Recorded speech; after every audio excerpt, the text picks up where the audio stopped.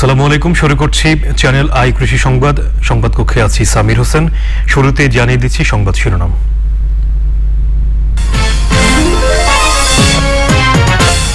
Grafting পদ্ধতির tomato চাষে মাধবপুরের কৃষকের ভাগ্য বদল, সারা বছর উৎপাদন ও বেশি ফলন নিশ্চিতে আধুনিক পদ্ধতি অনুসরণ।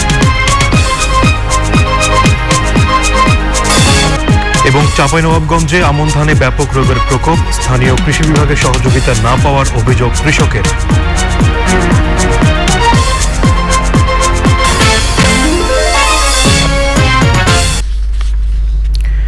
সংবাদ শিরোনামগুলো জানাচ্ছিলাম। এখনকার এই সংবাদ আয়োজন একই সঙ্গে channel I online live TV এবং ভেরিফাইড ফেসবুক পেজও সরাসরি প্রচার করা হচ্ছে।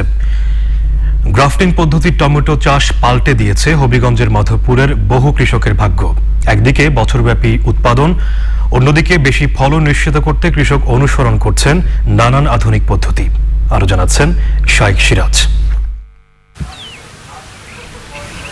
উচ্চমূল্যের ফল ফসলের কাতারে এখন অন্যতম জায়গা জুড়ে আছে টমেটো।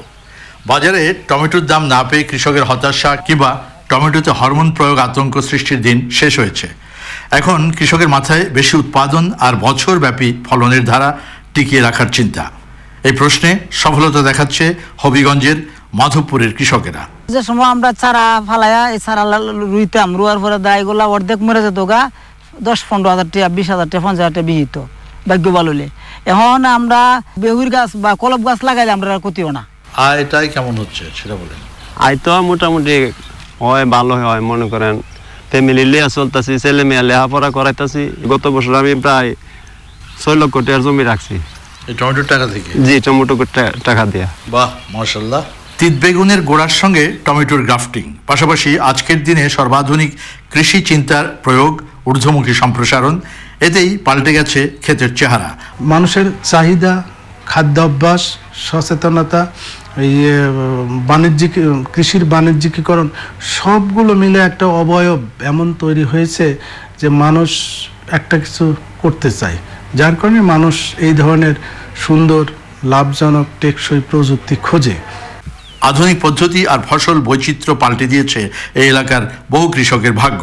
শুনছি এখানকার বাড়িঘর সব ছিল কাঁচা, এখন নাকি আর কাঁচা বাড়ি নাই, সব পাকা হয়ে গেছে।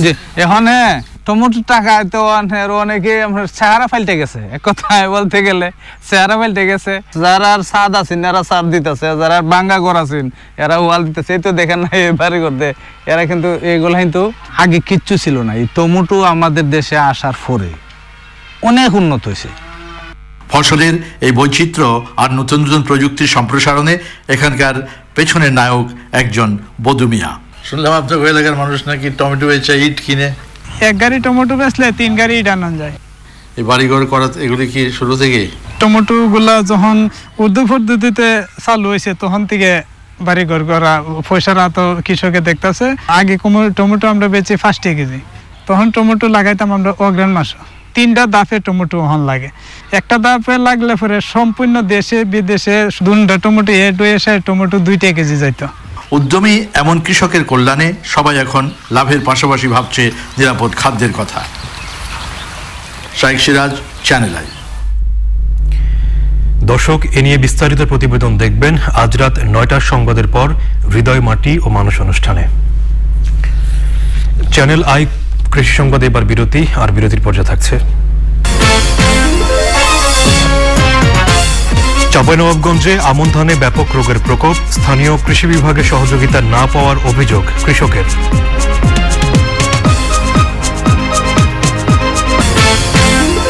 বিরতির পর চ্যানেল আই কৃষি সংবাদে আবার আমন্ত্রণ। চাঁপাইনবাবগঞ্জে আমন ধানে ব্যাপক রোগবালাই দেখা দিয়েছে। ক্ষেত জুড়ে পচন, আগাকাটা, গোড়াকাটা ও কারেন্ট পোকার আক্রমণে দিশেহারা কৃষক। স্থানীয় কৃষি বিভাগ এ ব্যাপারে কিছু করছে না বলে অভিযোগ কৃষকের। চাঁপাইনবাবগঞ্জ থেকে আশরাফুল ইসলাম রঞ্জুর পাঠানো তথ্য ও ভিডিওতে সাবরিনা হাসানের রিপোর্ট। বিভিন্ন পোকার আক্রমণে ধান গাছ প্রথমে শুকিয়ে পড়ে পচে যাচ্ছে। অতিরিক্ত বৃষ্টির কারণে জমিতে রোগবালাই বেশি দেখা দেয়। প্রতি বিঘায় কীটনাশক প্রয়োগে খরচ হয়েছে 1.5 থেকে 2 হাজার টাকা। বর্গা চাষীদের আশঙ্কা, জমিতে 8-10 হাজার টাকা খরচ করে জমির মালিককে বর্গার ধান বুঝিয়ে দিয়ে লাভ থাকবে না কিছুই। ধানে পচানি, মুন কাটা থেকে যত কারণ পোকা ফুটকি পোকা এগুলো সব লাগছে। মানে ফরেস্টটা উঠবে না এমন হয়ে আছে একের জমি। অভিযোগ, এ অবস্থায় কৃষি বিভাগের কোনো কর্মকর্তা বা কর্মীকে মাঠে পান না কৃষক। আচ্ছা, আমরা হলো যে ফসল করছি, এই যে পচন লেগেছে ধানে, তো এটা হলো যে কি করা যায়, এগুলা তো আমরা কোনো সাহায্য পাচ্ছি না। তারপর হলো যে নিজের জ্ঞানে হলো যে যেটা ব্রেনে খাটছে সেটাই করছি। তারপর ডিলারের কাছে যা হলো যে সাজেশন দিয়েছি, বলছে এটা মারো ওটা মারো, এই করো সেই করো, দেখা যাচ্ছে কিছুই হয় না। অফিসার কোনো আমাদের জমি জমাতে আসে না, আমরা ডিলার মাধ্যমে যেটা দেয় আমরা সেটাই ব্যবহার করি, যখন যেটা কয় সেটা লিয়ে না পালন করি। আল্লাহ জানে ফলন যে কেমন আসবে, এখনো তো পচন লাগছে ধানে। কোনো সরকারি অফিসার কি কোনো লোক মাঠে কোনো আসে না। কৃষি বিভাগের পক্ষ থেকে অভিযোগ এড়িয়ে বলা হয় প্রযুক্তিগত সুবিধা ও পরামর্শ দেয়া হচ্ছে।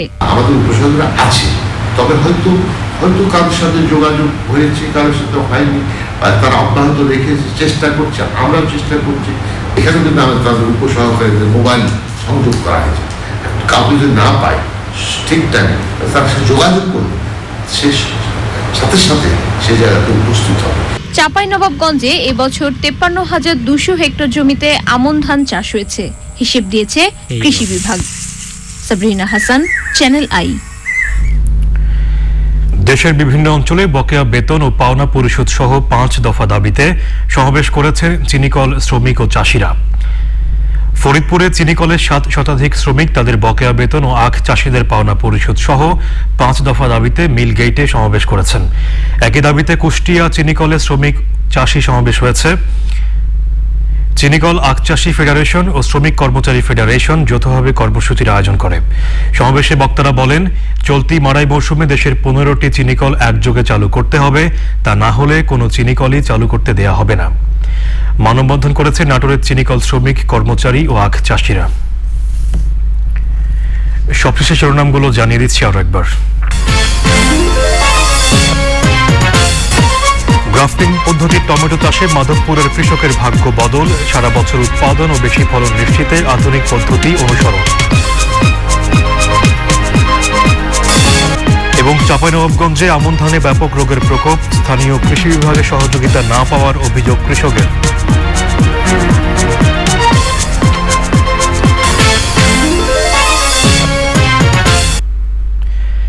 চ্যানেল আই কৃষি সংবাদের আজকের আয়োজন এ পর্যন্তই। পরবর্তী সংবাদ আয়োজনে আমন্ত্রণ জানিয়ে শেষ করছি। ধন্যবাদ সবাইকে।